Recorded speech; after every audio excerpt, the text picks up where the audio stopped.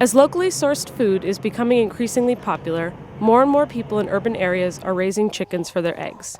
To get perspective, we talked to local chicken keeper and 5th Ward City Councilmember Amy Brendmoen. A few years back, I was talking to a friend of mine who is also a council member, but in Bayport. And she told me that her family had decided to raise chickens in an urban setting, and said to me that it was better than having a TV, and that sometimes at night they would just pull up the chairs and sit in front of the chicken coop and watch the chickens messing around. And I started thinking, maybe that's something that we could do too, and looked into the possibilities of doing it in St. Paul. To keep chickens in St. Paul, there are a few rules to follow, including getting a permit, having support from your neighbors, and having your chicken coop site plan and construction approved by the Department of Safety and Inspections and Animal Control. Well, we did a ton of research. There's a website called Backyard Chickens that has links to other resources, and try to learn from other people's best practices of what worked out well. So we talked to the Department of Safety Inspections and looked at the website, and it looked that we needed sign off from 75% of our neighbors within, I think, 150 feet of our house, though not across the street.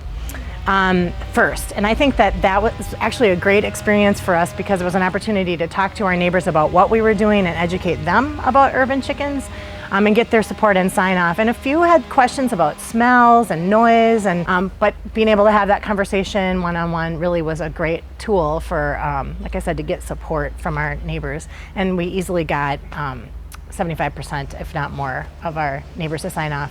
Once you have your petition signature, you can bring that in and get the animal permitting process underway, which requires the Department of Safety Inspections to come out and sign off on where you're keeping your chicken or other fowl. The next part was deciding where we wanted to put it in our yard and how it was going to fit in with our house. And we didn't want it to have it too far away from the home, because we knew we would be in every morning. Ultimately built this coop and the run that you see beside it. Councilmember Brendmoen also stresses that raising chickens is a big commitment, but with the responsibility comes big rewards. Well, I think it's important to recognize that this is not a way to get free eggs. The cost of putting a coop together, especially substantial that can hold up in the winter, is not cheap.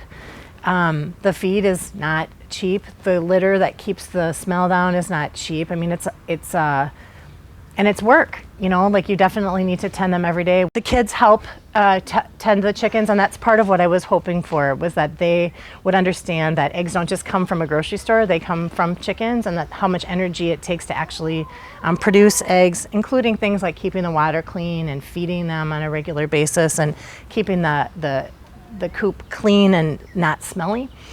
So they come out and do that work every day, and also collect eggs. So they're not free, but on the other hand, it's such a pleasant experience, and just even the sounds that they make and coming out and, like I said, finding the eggs is pretty cool. So it's a balance. I just think it's definitely it requires daily maintenance and a real commitment, but the benefits are awesome. If you would like to learn more about keeping chickens, visit stpaul.gov and type chickens into the search bar.